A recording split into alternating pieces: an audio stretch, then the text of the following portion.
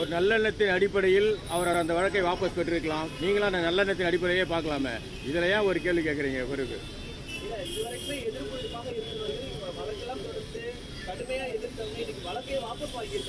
ஒவ்வொரு அரசியல் கட்சி தலைவர்களும் ஏற்கனவே எங்கள் பொதுச் செயலாளர் சொல்லியிருக்கிறது போல தங்கள் கட்சியில் கொண்டுள்ள நிலைப்பாட்டின்படி தாங்கள் அன்றைக்கு கொள்கின்ற அரசியல் நிலைப்பாட்டின்படி உணர்ச்சி வசப்பட்டு பேசுகின்ற பேச்சுகள் நடக்கின்ற செயல்பாடுகள் என்பது சகஜம்.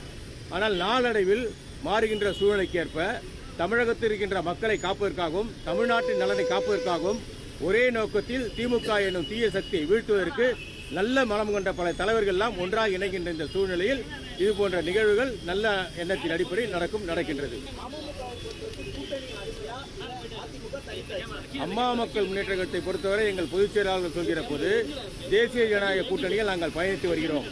இந்த தேசிய ஜனநாயக கூட்டணி திமுக எனும் தீய சக்தியை வீழ்த்துவதற்கு மேலும் பல கட்சிகள் இணையும் என்பதை கடந்த ஓராண்டு காலாக சொல்லி வருகிறார்.